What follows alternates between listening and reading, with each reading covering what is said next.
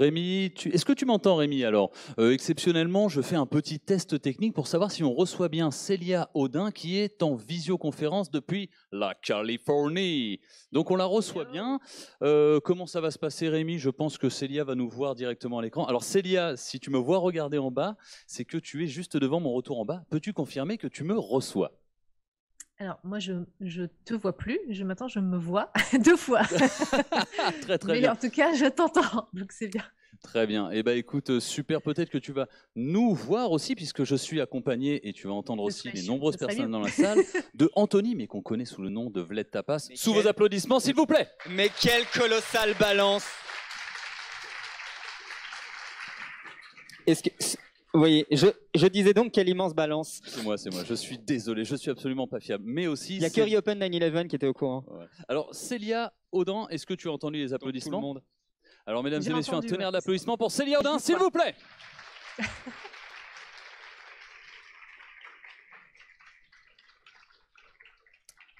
Alors, tu ne nous vois pas, mais ça me fait énormément rire. On va parler Non, ça y est, je vois, c'est bon. Bon, on va parler des idées reçues autour des jeux vidéo. Alors oui, c'est vrai que les 5 dernières tueries de masse, les mecs, là, ils jouaient tout le temps aux jeux vidéo. Donc on peut dire que les jeux vidéo tuent. Vlad, qu'est-ce que t'en penses? C'est vrai, ça? Ça tue, c'est trop bien. Oui, c'est vrai que ça tue, effectivement. Alors, blague à part, je crois que vous avez un petit plan construit d'intervention, donc je ne saurais évidemment m'y soustraire. Peut-être te laisser commencer, Vlad, ou peut-être Célia. Malheureusement, je ne retrouve plus le doc sur lequel je l'avais écrit, donc nous allons improviser tout en essayant de nous rappeler bon an mal an ce que nous avons imaginé hier alors qu'il était pour moi minuit, parce qu'on est très sérieux. Mais bravo d'ailleurs. On a déjà avec le décalage horaire.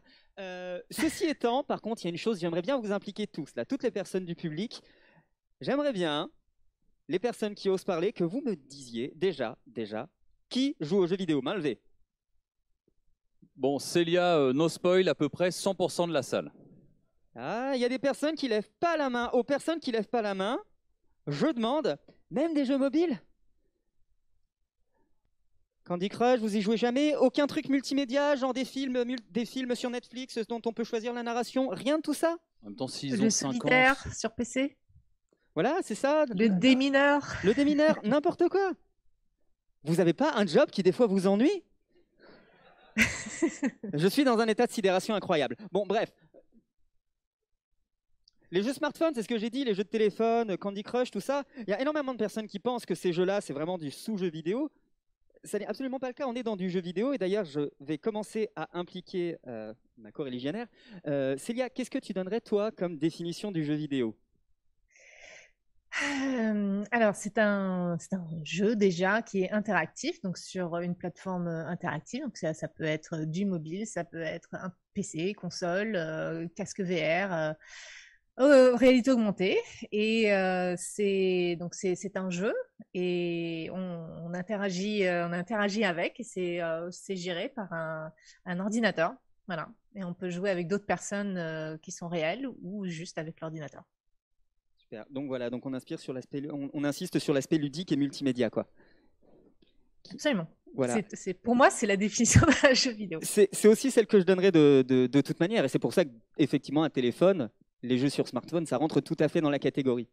Alors maintenant, histoire de rentrer dans le vif du sujet, et là, il y a des gens qui vont devoir parler. Alors, comme tout le monde n'a pas de micro et que ce serait cool si ça fusait un petit peu, vous allez répondre à main levée, je vais vous sélectionner, vous allez me donner votre réponse et je vais la répéter à voix haute pour que les gens qui suivent en streaming puissent la voir. Quelles sont, à vos avis, les grosses idées reçues qu'on a sur le jeu vidéo? Oui. Les jeux vidéo, ça rend bête. Est-ce qu'il y a moyen... Tu veux bien noter comme ça après? On revient dessus. Oui? Ça rend asocial, super. À côté? C'est la même? Ouais. C'est un truc de geek. C'est dur de revenir sur celle-là. Oui? C'est joué que par des hommes, merci. Ça rend violent, tout à fait. Et encore? C'est un truc de gamin. C'est pas un art. Je t'aime, Pauline. Oui. Ça rend accro. Merci beaucoup. C'est une perte de temps. Oui. C'est pas un métier. Oui, toi? C'est de l'écran. Eh, pas bête. Oui. Ça peut apprendre des choses. Ah, on a une idée reçue qui est positive. Dis donc, incroyable. Ouais, hein. C'est pas un sport. Je pense qu'on peut s'arrêter là. On a un plutôt joli panel pour commencer. Est-ce que vous voulez que je récapitule? Est-ce que vous voulez que je récapitule les idées reçues que j'ai notées? Ça rend accro, ça rend bête, ça rend asocial, ça rend violent. C'est un truc de geek, un truc de mec. C'est pas un art, c'est une perte de temps, mais ça peut apprendre des choses. Alors par quoi on commence? Je crois que Célia, t'étais pas Moi, mal je vais y aller. Hein. Salut. Oh. Je crois, Célia, que tu étais pas mal intéressée par le côté addiction et jeux vidéo quand on en discutait. C'est surtout qu'on en parle beaucoup, c'est Ouais. surtout ça. Donc, il y a effectivement beaucoup d'idées reçues sur les jeux vidéo. Et malheureusement, dernièrement, c'est surtout que ça rend accro et que les développeurs de jeux font exprès de rendre les jeux vidéo addictifs. Et pour preuve, Fortnite. Voilà, j'entends souvent ça. Donc, il y a beaucoup de choses à déballer. Donc, on peut commencer par ça. Je peux déjà expliquer ce que je fais. Mais je ne sais pas par où tu veux commencer, Vlad. Parfait. C'est une très très bonne idée pour parler justement du fait que les développeurs essayent de rendre les jeux vidéo addictifs. Parle de ton domaine d'expertise, qui est trop peu connu. Oui, ce qui est en plus c'est très paradoxal parce que mon domaine d'expertise c'est l'UX, donc c'est expérience utilisateur en français. En fait, ça se rapproche de l'ergonomie et c'est le but de cette discipline, qui est plutôt une approche plutôt qu'une discipline, c'est de faire en sorte que les objets, les systèmes, les services, les jeux vidéo, n'importe quoi qu'on utilise, déjà vont nous satisfaire, vont nous permettre d'accomplir nos objectifs et surtout vont améliorer notre vie. Donc, c'est vraiment une vision de la technologie pour améliorer la vie de l'être humain. Et l'idée, c'est de prendre en compte les limites du cerveau humain et aussi physique de l'être humain quand on crée quelque chose. Donc même l'ergonomie, on connaît beaucoup l'ergonomie physique. Donc par exemple, juste simplement avoir une anse à une tasse, ça nous permet de ne pas se brûler et de soulever la tasse plus facilement. Ça, c'est de l'ergonomie physique. Il y a aussi l'ergonomie cognitive. Donc, par exemple, si vous allez sur un site internet, vous voulez acheter quelque chose, c'est quand même assez utile d'avoir de précisément savoir où est-ce qu'on peut aller pour trouver ce qu'on cherche, où est-ce qu'il faut cliquer pour acheter, etc. Donc, on a des boutons qui sont plus gros pour nous aider justement à trier l'information parce que on n'a pas, on a du mal à faire attention à beaucoup de choses. On est très limité en termes d'attention et de mémoire et de perception. Donc, ça nous aide à accomplir nos objectifs. Donc, c'est ça le but ultime de l'ergonomie ou de l'interaction humain-machine, comme on appelle ça, c'est d'éviter les erreurs. Et il y a des erreurs qui peuvent être fatales. Hein, ça s'est beaucoup développé pendant la Seconde Guerre mondiale parce que malheureusement, il y avait beaucoup de pilotes qui crachaient les avions, tout simplement parce que en temps de guerre, on est très stressé, on peut parfois appuyer sur le mauvais bouton et ça peut résulter dans ces situations-là à se cracher. C'est quand même un peu embêtant. Et au lieu de se dire, bon, on va surentraîner les êtres humains pour qu'ils puissent utiliser n'importe quel avion, peu importe quelle est l'interface du cockpit, on s'est plutôt dit, bon, on va essayer de standardiser. Parce que les êtres humains sont faillibles. Il faut prendre en compte cette chose-là. Et donc, on va plutôt améliorer le design des objets afin que les êtres humains puissent les utiliser plus facilement sans se blesser. Et voilà. Donc, c'est ça le but. Et pour un jeu vidéo, comme c'est pas un outil, il y a aussi le but de faire en sorte que le jeu soit fun. Voilà. Donc c'est aussi un processus compliqué pour rendre les choses simples. Comment tu traduirais justement ce métier de directrice que tu faisais à Epic Games et qu'est-ce que tu faisais notamment sur le jeu Fortnite? Oui. Moi, je fais de la stratégie UX. C'est encore plus bizarre. Moi, je m'assure que déjà les gens qui font... Alors, j'ai travaillé sur Fortnite, mais sur d'autres jeux sur Epic, et j'ai aussi travaillé sur le moteur de jeu Unreal Engine. Donc, c'est l'outil qui nous permet de faire des jeux vidéo, de les créer. L'idée, c'est de s'assurer que déjà tout le monde comprend quel type d'expérience on veut offrir. Donc, c'est le X dans UX et à qui on s'adresse. Parce qu'en fonction de qui on s'adresse, on sait qu'il y a des choses qui vont être plus faciles à faire passer que d'autres. Par exemple, si on fait un jeu vidéo, un RPG, un role-playing game, donc un jeu de rôle, on s'adresse en général à des gens qui ont déjà joué à des jeux de rôle, donc il y a des codes qu'on connaît déjà. En général, les joueurs de RPG savent qu'il y a un skill tree, donc arbre de compétences. J'essaie de traduire à chaque fois pour parler français. Merci pour cet effort d'ailleurs, apprécié. Très apprécié. J'essaye. Donc, il y a des conventions que les gamers de certains genres de jeux vidéo connaissent déjà. Donc, on sait que ça va être assez connu. Donc, on va reprendre ces mêmes conventions. Mais s'il y a des choses qui vont être un peu nouveaux dans notre jeu à nous, on va faire un effort quand même de bien accompagner les joueurs qui comprennent. Parce que voilà, il y a plein de trucs nouveaux. Quand on joue à un jeu, il faut apprendre plein de choses. Donc, on va retravailler tous ces éléments-là pour que ce soit le plus intuitif possible. Donc, ce qu'on essaie de faire, c'est on retire les frustrations qui ne sont pas, comme on dit, par design, donc qui ne sont pas voulues. Maintenant, dans les jeux vidéo, il y a des frustrations voulues. Vous allez mourir, vous allez devoir recommencer. Ça, c'est des frustrations qui sont voulues. Par contre, tout le reste, par exemple, comprendre que c'est quoi cette icône, comprendre où aller, comprendre l'objectif, c'est souvent pas des frustrations voulues. Et donc celles-là, on va s'y atteler pour les améliorer. Donc il faut s'assurer que les développeurs des jeux, l'équipe qui travaille sur un jeu, soit bien au clair sur qu'est-ce qu'elle veut challenger par design. Et que les piliers du jeu soient bien clairs pour toute l'équipe, parce que en fait souvent c'est pas clair. Pour faire un jeu vidéo, c'est une grosse équipe, donc tout le monde n'est pas forcément d'accord sur quel type de jeu ils veulent faire. Il y en a qui veulent faire Dark Souls, non, on veut faire un truc un peu plus mainstream, donc un peu plus ouvert à tout le monde, donc faut pas que ce soit trop non plus hardcore. Donc c'est pas toujours, tout le monde n'est pas toujours d'accord sur l'équipe. Donc la première étape, c'est de s'assurer, mais c'est quoi le jeu qu'on fait exactement. Est-ce qu'on peut se mettre tous d'accord sur les piliers, qu'est-ce qu'on va mettre en avant, etc. Et ensuite, on se met d'accord sur l'audience, le public, à qui on s'adresse. Est-ce qu'on va s'adresser plutôt est-ce qu'on va faire plutôt un jeu niche, ou on va s'adresser plutôt à des joueurs experts. Donc c'est le type. Par exemple, Dark Souls, je parle souvent de ce jeu-là, parce que c'est très clair pour les gens. Je ne sais pas si vous connaissez ce jeu, c'est un jeu très niche qui est destiné vraiment pour des joueurs qui sont plus experts. On appelle ça les hardcore gamers, mais c'est plutôt des gens qui sont vraiment très experts dans un genre. Ou plutôt un jeu, ce qu'on appelle plus mainstream, donc plus ouvert à tous, un peu comme les blockbusters dans les films. Donc Fortnite, c'est un exemple de ça. Voilà, donc c'est ça, l'idée c'est de s'assurer de ça, de savoir à qui on s'adresse. Et à partir de là, il y a toute une stratégie qui se met en place. On s'assure d'embaucher les bonnes personnes, donc il nous faut des UX designers. Donc ça, ce sont des personnes qui vont designer les interactions dans le jeu. Donc par exemple, si vous avez un jeu où il faut confectionner des éléments, comme dans Fortnite, il y a des UX designers qui sont derrière, qui réfléchissent à comment est-ce qu'on va mettre les informations.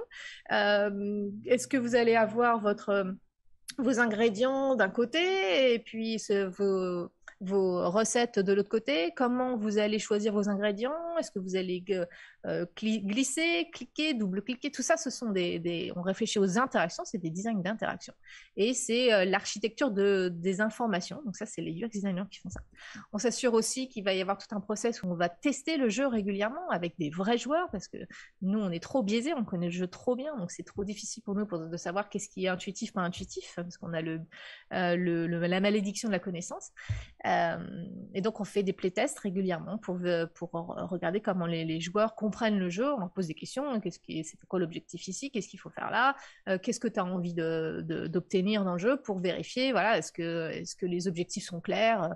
Donc, tout ça, c'est un processus assez long. Il y a beaucoup de gens à coordonner. Donc, j'essaie de simplifier, mais ça touche en fait énormément de gens. Et c'est ça qu'on essaie de s'assurer. Et le but ultime, c'est d'offrir la meilleure expérience possible aux joueurs, et que cette expérience soit conforme à ce qu'on cherchait à offrir. Donc, parce qu'encore une fois, un jeu vidéo, c'est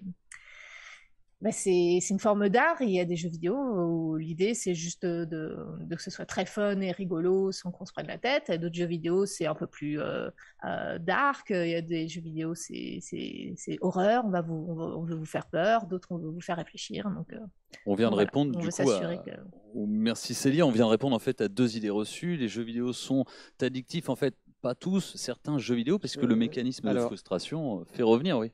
Sur le jeu vidéo en tant qu'addiction, il y a une ou deux idées sur lesquelles j'aimerais bien revenir, parce que du coup on en a un petit peu dévié et j'ai peur qu'on nous accuse de ne pas avoir répondu à la question, malheureusement. Déjà sur cette idée d'ergonomie cognitive, pour les gens qui ne sont pas forcément familiers, tout ce qui est cognitif, c'est ce qui va c'est ce qui va concerner la manière dont notre cerveau va recevoir et traiter une information. Et la manière dont on va, a fortiori aussi, réagir à cette information. En l'occurrence, comme Célia le disait, le fait de rendre une nouvelle information, un nouveau système de jeu par exemple, le plus compréhensible immédiatement, même si on ne l'a jamais rencontré. Il y a un truc très amusant, alors je vais sortir du jeu vidéo, je vais revenir IRL 2 minutes. Il y a certaines initiatives sociétales qui sont mises en place, qui utilisent justement la cognition, ce qu'on appelle un petit peu le hacking cognitif, qui ont pour vocation d'améliorer la manière dont les gens se comportent dans certaines situations. Il y a 2 exemples que je trouve très très rigolos. J'ai commencé par celui qui montre à quel point les hommes sont dégueulasses. Il y a énormément de lieux publics qui ont commencé à installer des tout petits autocollants de mouches ou des tout petites cibles à l'intérieur de leurs urinoirs dans les toilettes. Et de manière quasi systématique, nous autres messieurs, nous allons avoir tendance à viser ce truc-là. Et résultat, à beaucoup moins dégueulasser la cuvette autour. C'est complètement débile, mais sans même vous en rendre compte, vous vous êtes fait avoir et on a amélioré votre manière de vous comporter. Toutes mes félicitations, c'est magnifique. Et il y a un autre exemple que je trouve très très amusant et qui est encore plus parlant quelque part, d'autant plus que là pour le coup il ne s'agit pas uniquement d'hygiène. C'est une route très dangereuse, un virage hyper dangereux quelque part aux États-Unis, je ne sais plus où est-ce que c'est, où je crois que c'est la municipalité, a changé au moment où le virage devient très très dangereux, la distance entre les lignes blanches sur la route pour les rapprocher et donner aux gens qui roulent l'illusion qu'ils accélèrent. Résultat, comme ils ont l'illusion d'accélérer, eh bien ils ralentissent. Et savez qu'il y a beaucoup moins de morts sur ce lieu de la route. Voilà, c'est ces différents trucs-là qui font qu'on étudie la manière dont votre cerveau fonctionne pour pouvoir vous faire adopter des comportements qui vont être adaptés. Donc là, en l'occurrence, adaptés à la vie en société. Dans le jeu vidéo, adaptés à votre plaisir. Et pour revenir sur jeux vidéo et addiction, il y a bien un truc qu'il faut comprendre, c'est que plus ou moins tout, absolument tout, peut devenir une addiction. Une addiction, c'est entre autres un souci dans la... C'est un souci dans la distribution du système de récompense. Voilà. Et un peu tout peut devenir une addiction. Il y a des gens qui sont addicts au sport parce que la libération d'endorphines. Il y a des gens qui vont être addicts au tricot. Il y a des gens qui vont être addicts à énormément de trucs. Le jeu vidéo, c'est considéré comme négatif, alors qu'on va revenir dessus plus tard, mais le jeu vidéo peut avoir des vertus assez fortes. Mais le jeu vidéo n'a pas un pouvoir addictif supérieur à d'autres trucs, sauf quand le jeu vidéo est construit pour être addictif. Il y a certains jeux, il y a énormément de jeux en pay-to-play qui vont être addictifs parce que si vous êtes addict à ce jeu, j'ai envie de continuer à jouer, vous allez filer de la thune. Là, l'addiction, elle est provoquée. Mais la plupart des jeux vidéo ne sont pas construits pour être des produits addictifs. J'ai même envie de vous dire qu'un jeu vidéo que vous finissez trop vite, il n'est pas bien vu. Alors, j'aurais envie de faire une nuance à ça, Vlad. Oui, merci. Entre addiction et engagement. L'addiction, pour moi, c'est une pathologie. C'est-à-dire qu'on a un peu tendance, le problème c'est qu'on a un peu tendance à utiliser ce mot de façon très générale et de façon aussi positive. Il y a plein de gens qui disent regarde cette série télé, elle est géniale, c'est super addictif, j'ai adoré. L'addiction, c'est quand on prend le terme clinique, c'est une pathologie. Normalement les gens vont continuer à faire une activité alors que ça détruit leur vie ou que ça détruit leur vie sociale ou leur vie professionnelle, etc. Donc c'est pas anodin, c'est pas juste j'ai binge-watché, pardon, je sais même pas c'est quoi le terme français pour ça. On le dit en France regardé... aussi, binge-watché, ouais. Voilà, bon, très bien, on traduit même plus les termes, ça m'arrange. C'est pas une addiction. Une addiction, c'est vraiment quelque chose qui se développe, qui prend du temps, qui va vous impacter vraiment très négativement dans votre vie. C'est pas juste là pendant cette semaine où vous avez regardé très longtemps une activité. Il y a des jeux vidéo qui vont vous encourager à payer ou vous encourager à revenir. Ça, c'est des problèmes éthiques qui sont justement quand on travaille en UX, ce sont des éléments qu'on va faire en sorte d'analyser et d'éviter, parce que encore une fois, nous, ce qu'on cherche, c'est de faire en sorte que l'objet, l'activité apporte la meilleure expérience possible. Donc ça, c'est pas une bonne expérience en fait de se faire piéger pour acheter quelque chose. C'est même limite ce qu'on appelle un dark pattern. Mais donc par exemple, un jeu vidéo qui va vous dire si vous revenez demain, vous allez avoir un super bonus, mais si vous revenez pas demain, vous le perdrez, vous l'aurez jamais plus. il y a une nuance entre dire bah, si vous revenez, c'est super, vous aurez plus de points et vous améliorez, bon, pourquoi pas. Mais par contre, si on vous dit si vous revenez pas demain, vous allez perdre quelque chose, donc là, on joue sur ce qu'on appelle l'aversion à la perte, qui est un biais que l'on a, qui est assez fort chez l'être humain, et ça nous encourage à revenir alors qu'on n'avait pas forcément envie de jouer ce jour-là. Ça, c'est une nuance, mais ça ne nous rend pas addicts. Ça nous influence. Tu parlais de nudge tout à l'heure, ça nous influence à faire quelque chose. Et cette chose-là n'est pas en fait très bénéfique pour nous à long terme, parce que c'est pas forcément quelque chose qu'on avait envie de faire. On est un peu manipulé pour revenir ou pour payer quelque chose on n'avait pas forcément envie de dépenser des sous pour faire ça. Mais ça, c'est pas créer une addiction. Ça, c'est jouer sur des mécanismes qui sont pas très éthiques pour encourager les gens à revenir ou à payer. Donc, ce n'est pas tous les jeux vidéo qui font ça, c'est souvent autour du business model du jeu. Ça coûte assez cher de faire des jeux, et donc c'est compliqué aussi de faire des sous. Ouais. Mais pour moi, ce n'est pas créer de l'addiction. L'addiction, alors je pense que les addicteurs ne seraient pas complètement d'accord avec toi, parce que je discute beaucoup avec eux en disant que le jeu vidéo ne crée pas plus d'addiction que d'autres, mais une addiction, c'est un triangle en fait, c'est une rencontre entre un objet, donc ça peut être le jeu vidéo, le sport, en général c'est quand même plutôt une substance dont on parle, c'est plutôt la drogue, l'alcool, le tabac, une personne avec une certaine personnalité et un contexte. Donc, c'est jamais juste l'objet lui-même qui va créer une addiction. C'est toujours on voit ça dans une triade. Et il y a certains addictologues qui pensent que voilà, le jeu vidéo peut offrir une échappatoire qui fait que voilà, si on est déprimé, on a des troubles d'anxiété, etc., on va quand même, il y a certaines personnes qui vont utiliser le jeu vidéo comme système de coping. Alors, par contre, je ne sais plus comment dire en français, mais vraiment pour s'échapper. Et pourquoi le jeu vidéo? Parce que tu le dis toi-même, il y a de grandes vertus au jeu vidéo. Une des vertus, c'est que ça nous permet d'exprimer des choses qu'on ne peut pas forcément exprimer dans la vie, se sentir en contrôle par rapport à la vie réelle. Parfois, on n'est pas trop en contrôle. C'est stressant, la vie, hein, parfois. Et alors que dans le jeu vidéo, on est quand même plus en contrôle. On sait que si on persévère, on va pouvoir accomplir des objectifs. Donc, c'est cette piste-là que j'entends plus aujourd'hui, c'est que le jeu vidéo, comme il apporte ces choses, on se sent compétent et aussi on a beaucoup de relations avec d'autres personnes. Par contre, ça isole pas du tout le jeu vidéo. Au contraire, la plupart des gens qui jouent au jeu vidéo jouent en ligne aujourd'hui. Et le jeu vidéo nous permet de faire ça, alors que parfois dans la vie réelle, si on est déprimé ou si ça va pas, mais on ne ressent pas ces choses-là qui sont très importantes, ce qu'on appelle la motivation intrinsèque, pour être bien dans sa vie. Donc, il y aurait quand même des choses dans le jeu vidéo qui fait que ça apporterait plus de compensation, mais encore une fois, c'est pas le jeu vidéo par lui-même qui va créer ça, c'est un triangle. Ok, merci beaucoup pour la précision, c'était beaucoup plus clair en effet. Et je m'intéresse, mais c'est assez complexe en fait. Hein, bien sûr. Tout le monde n'est pas d'accord. C'est pas nos expertises non plus. Et sur le jeu vidéo en tant qu'art, histoire de revenir sur mon expertise à moi, déjà il y a un truc à savoir, c'est que le jeu vidéo a enfin intégré le MoMA, donc le Muséum d'art moderne de New York, je crois. Mais je peux me tromper de ville, mais en tout cas le MoMA. Le jeu vidéo a intégré le MoMA, donc ça y est, le jeu vidéo a enfin été validé par les grandes instances de l'art. Merci, il était temps. Nous ça fait des décennies qu'on le sait. Mais surtout, le jeu vidéo, on a tendance à penser que ça n'est pas un art parce que c'est un objet avec lequel on peut interagir.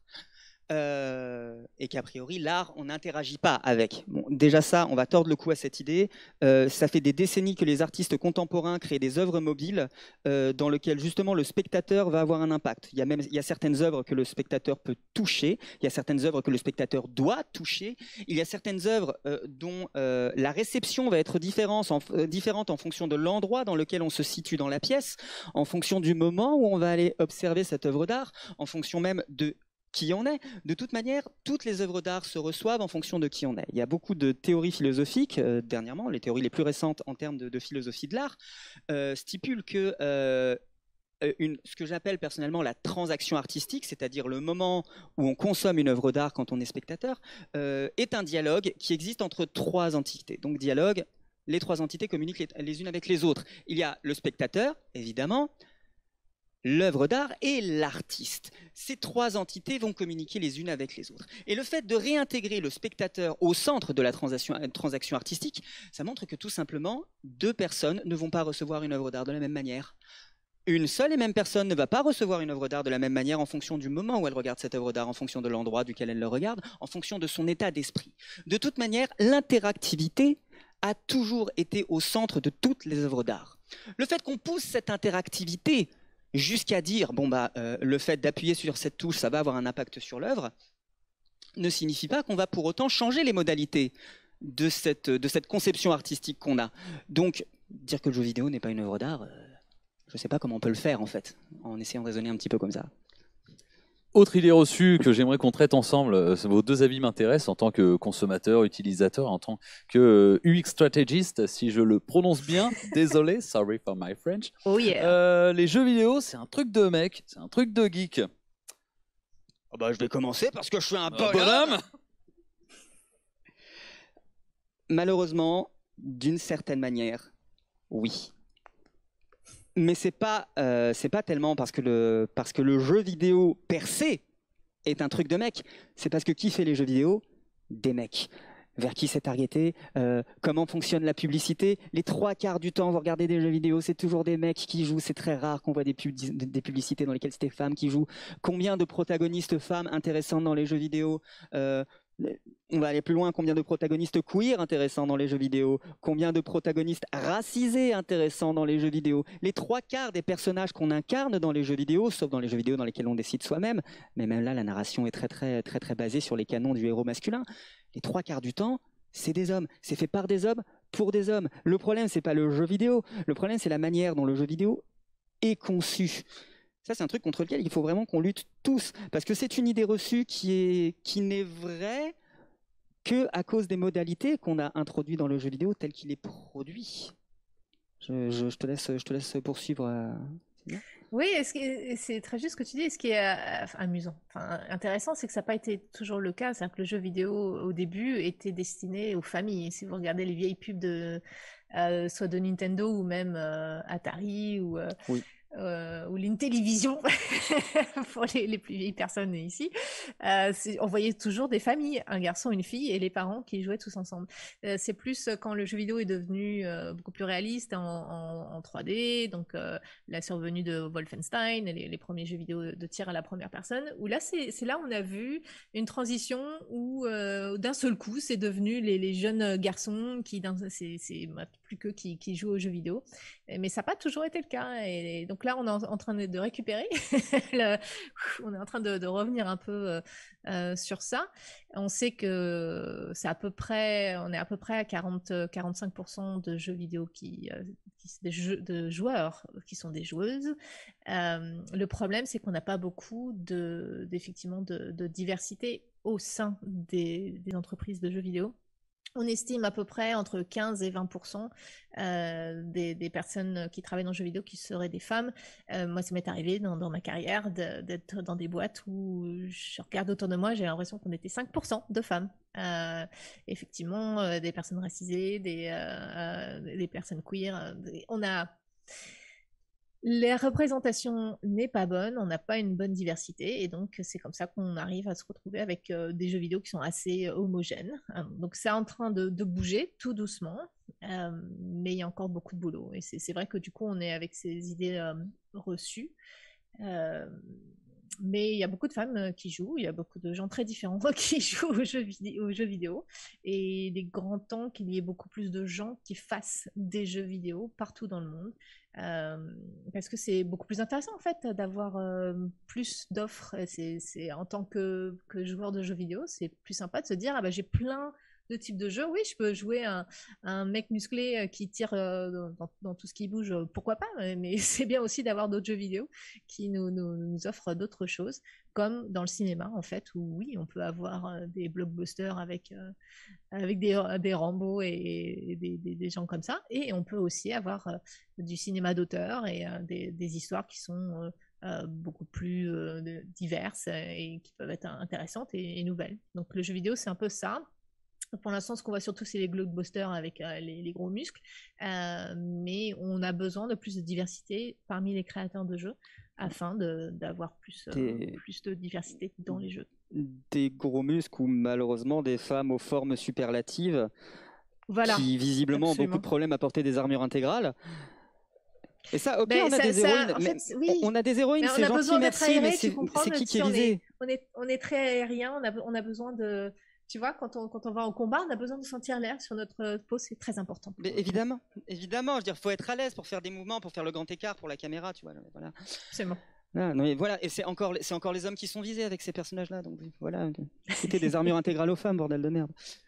Claire, Célia, vous faisiez une analogie avec le cinéma, je trouvais très très pertinente et qui me permet de passer à une autre idée reçue. On n'a jamais dit de quelqu'un qui avait regardé Rambo ou un film de Tarantino qu'il allait être violent, qu'il allait passer à l'acte. Ça peut en être de même pour le métal, qui est un peu connoté sur la violence. Mais s'il y en a qui sont déjà allés au Hellfest, c'est quand même le public le plus cool du monde, on est bien d'accord. Rock and roll. Et c'est l'un des publics les plus homophobes du monde, mais soit. Ah bah alors ça, je vous laisserai en parler avec les rockers de la salle. Et les plus sexistes du monde, mais ok. Bon, d'accord, très bien.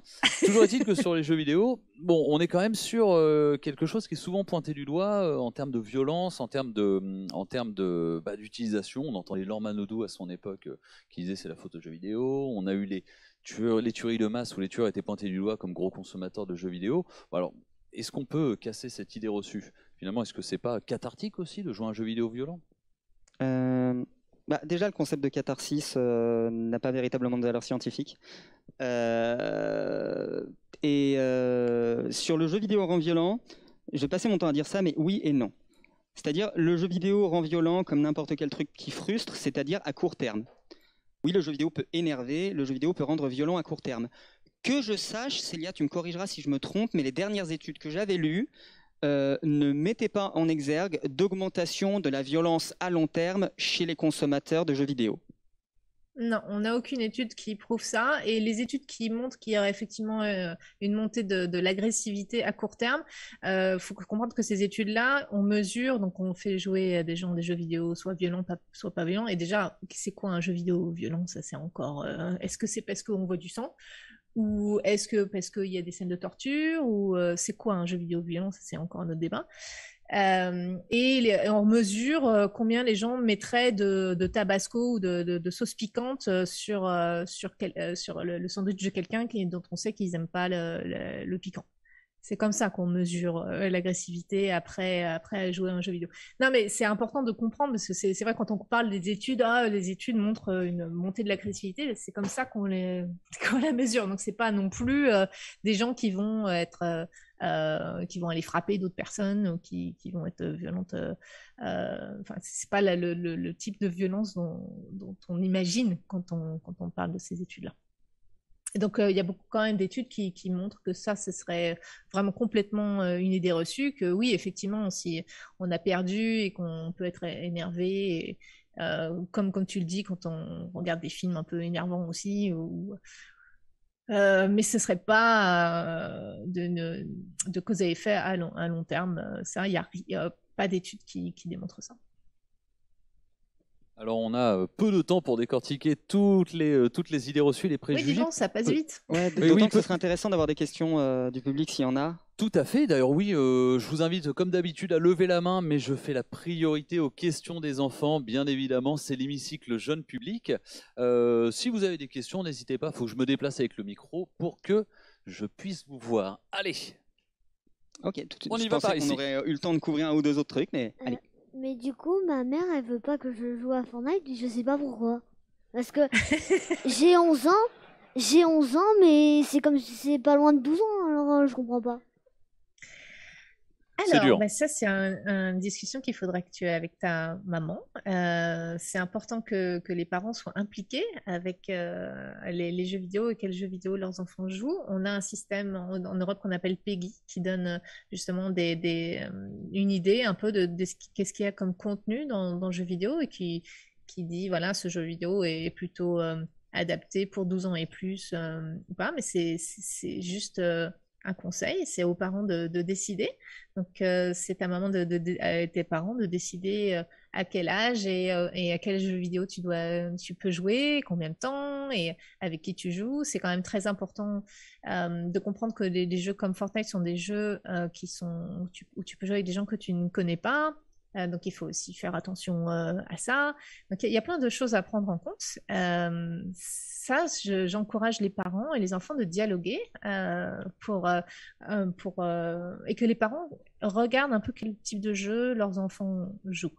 On a quand même, c'est vrai, on entend parler d'enfants assez jeunes qui jouent à des jeux qu'on pourrait estampiller de violents comme GTA, où voilà, il se passe, on commet des crimes, etc.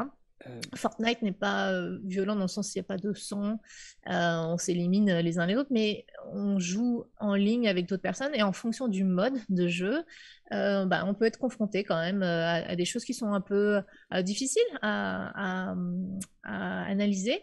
Le mode créatif dans Fortnite est beaucoup plus tranquille, par exemple. On va créer, on va faire des choses que le mode Battle Royale, où là, on va être une centaine de personnes ensemble. Donc voilà, c'est aux parents de décider, mais je vous invite à demander à vos enfants, s'il y a des parents dans la salle, j'imagine qu'il y en a, à quoi ils jouent et à quel mode ils jouent. Parce que le mode créatif de Fortnite, c'est pas du tout la même chose que le mode Battle Royale de Fortnite. Il y a aussi le mode sauver le monde. Donc il y a plein de modes différents à un même jeu vidéo. Et si vos enfants jouent en ligne, assurez-vous avec qui ils jouent. Souvent, les enfants jouent avec leurs amis. Donc, quand on dit aux enfants, vous ne pouvez pas jouer à ce jeu-là, parfois, ce que vous leur dites, c'est que vous ne pouvez pas jouer avec vos amis. Donc, c'est aussi ça qu'il faut comprendre. C'est pas toujours évident. Je sais que c'est pas facile à naviguer. Et il faut aussi donc gérer le temps pour les devoirs, etc. C'est important aussi. Et il faut faire plusieurs activités, pas juste jouer aux jeux vidéo pour développer son cerveau. Mais voilà, je vous invite à discuter, à dialoguer avec vos enfants et regardez ce qu'ils ont fait dans les jeux, célébrer leurs accomplissements comme vous célébrez les accomplissements que vos enfants font quand ils vont jouer au foot, par exemple. Faire jouer à un jeu vidéo, c'est pas plus ni moins débile ou intéressant que de faire une partie de foot avec des amis. Alors on a tendance à mettre le jeu vidéo à l'étage de ça sert à rien, c'est débile. Mais c'est pas le cas. Le jeu vidéo, en fait, il y a beaucoup d'études qui commencent à montrer que ça améliore certaines compétences, que ça améliore notamment la persévérance, que ça donne on appelle ça le growth mindset, donc un état d'esprit où on sait qu'on peut s'améliorer si on persiste. Donc ça, c'est très important pour les apprentissages.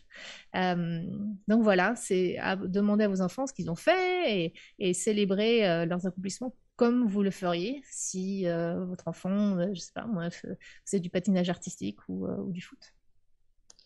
Je vais juste ajouter que le jeu vidéo, ça reste un objet culturel, comme une série, comme un film, comme un livre, et qu'il est de la responsabilité des parents de surveiller les différents objets culturels, quel que soit le média que consomment leurs enfants. Ça passe par le dialogue, ça passe par un intérêt.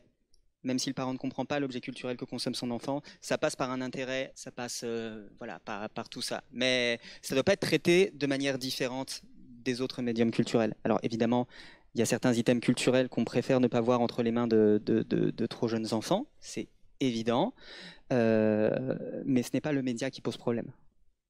Allez, une dernière question pour conclure cette table ronde qui, comme toutes les autres, est trop courte. Alors, je te laisse la parole. Pourquoi on dit que les jeux qui sont pour filles, ils sont plus nuls que les jeux qu'on dit qu'ils sont pour les garçons? Parce que les garçons sont bêtes. Qui dit ça?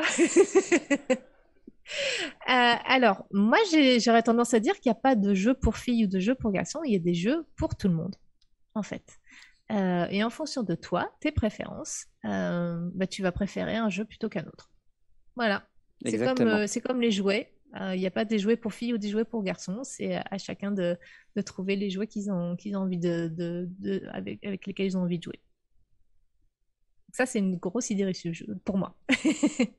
C'est parfait, je pourrais rien dire de plus là-dessus. Mais question courte, réponse courte, peut-être encore un petit temps pour une question. S'il n'y a pas d'enfant, j'arrive tout de suite. Patientez, je cours vers vous. Vous savez, c'est un petit peu les confs cardio. Alors, allez-y, je vous en prie.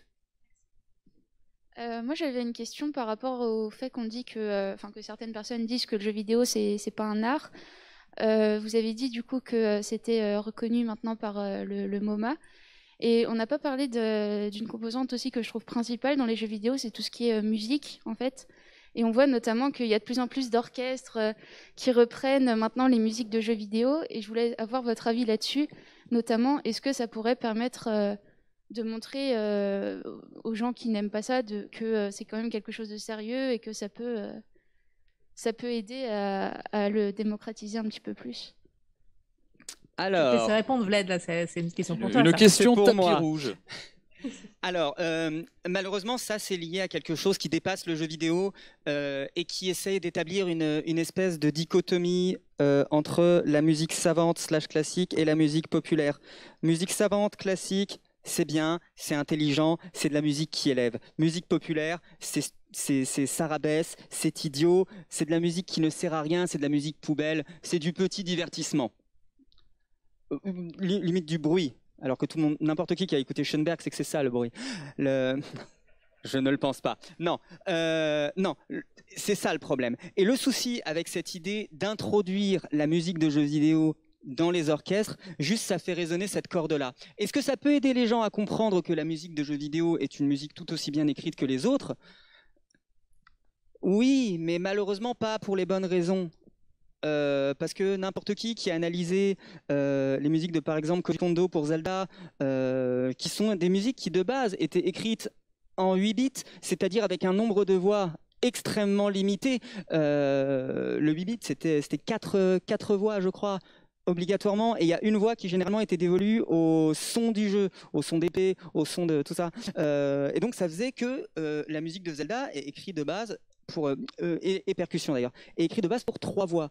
C'est une petite merveille de contrepoint et d'écriture. C'est remarquablement bien écrit et ça aurait tout à fait sa place dans n'importe quel concert classique, que ce soit joué par un clavier synthé en MIDI ou par un grand orchestre. Il se trouve que jouer par un grand orchestre, bon bah comme la musique acoustique, c'est quand même assez superbe et c'est assez merveilleux de se trouver dans une grande salle construite pour un orchestre avec l'orchestre qui joue. C'est superbe. Mais du coup, oui, est-ce que ça peut aider les gens à le comprendre ? Je pense, tout à fait. À mon avis, les raisons pour lesquelles ces gens vont comprendre que le jeu vidéo est un art et que le jeu vidéo, que les musiques de jeux vidéo notamment sont de grandes musiques, c'est pas une bonne raison. Il y a des musiques médiocres composées pour orchestre et plein de gens se disent « Waouh, c'est de la musique classique ». Non, mais ouais, c'est malheureusement une dichotomie entre savante et populaire qui est hyper snob, qui a la vie dure et qui va continuer. Comme le fait de voir les jeux vidéo au MoMA. On n'a pas attendu que les jeux vidéo soient au MoMA pour dire que c'était de l'art. Mais bon, bah, c'est vrai que bon, bah, ça permet aux personnes les plus snobs de dire dis donc, c'est au MoMA, c'est bien, c'est de l'art. On a un peu le même débat qu'on avait eu avec la BD, en fait. Exactement, il y avait eu ce débat avec la BD, tout à fait, en tant qu'art. Et c'est ça un peu le problème. Alors, c'est pas parce que le cinéma est un art que tous les films ont une qualité artistique. C'est pareil, c'est pas parce que le jeu vidéo est un art que tous les jeux vidéo ont une grande qualité artistique. Ça, c'est clair que non. Mais voilà, c'est pareil, sur votre télé, vous pouvez voir des grands films artistiques et vous pouvez voir des pubs. Ben, le jeu vidéo, c'est un peu pareil, il y a un peu de tout, et c'est ça qu'il faut comprendre. Il y a plein de jeux de vidéo différents. Et après, il y a énormément d'artistes qui travaillent sur les jeux vidéo. Vous avez pas de la musique, c'est très pertinent, mais il y a beaucoup d'artistes, des animateurs, des artistes 2D, des artistes 3D, des modélistes. Enfin, c'est ça qui est génial dans le jeu vidéo, c'est que c'est la rencontre entre énormément de gens différents, des artistes, des ingénieurs, des designers, et des gens comme moi qui font des sciences. Wagner s'amusait à appeler l'opéra le Gesamtkunstwerk, c'est-à-dire l'œuvre d'art totale. Il considérait que l'opéra était le style artistique, le genre artistique le plus élevé de tous, parce qu'il comporte tous les autres. À l'opéra, on va avoir des gens qui vont peindre des décors, on a des danseurs, on a des compositeurs, on a des artistes de tous les domaines, on a de la sculpture, on a de la mise en scène. Donc il disait, peut-il y avoir une œuvre d'art supérieure à une œuvre qui comporte toutes les autres œuvres d'art? Le jeu vidéo, est-ce que c'est l'étape supérieure du Gesamtkunstwerk? Très bonne question. Vos applaudissements font une bonne conclusion, je pense.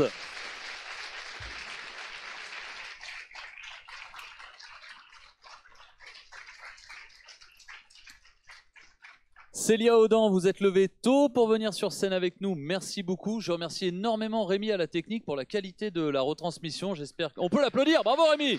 Super, c'était au top. Je me permets de dire que je suis le travail de Célia depuis très longtemps, que c'était un immense honneur pour moi d'intervenir avec elle. Elle est très présente sur Internet. Si vous avez envie de suivre un petit peu ce qu'elle fait, de voir ce que c'est que l'UX justement, elle le renseigne énormément. Elle travaille beaucoup à la vulgarisation de ça. Donc, n'hésitez pas, foncez. Internet, c'est toujours une... livres aussi. Et il y a ces livres, tout à fait. Mais oui, profites-en, fais ta pub. Bien joué. Et aussi, Vlette Tapas de la Tronche en Biais, s'il vous plaît.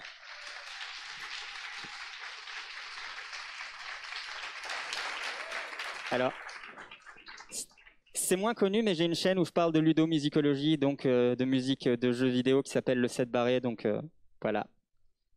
Qui est très intéressante. Bien. Abonnez-vous, pouce bleu, tout ça, quoi.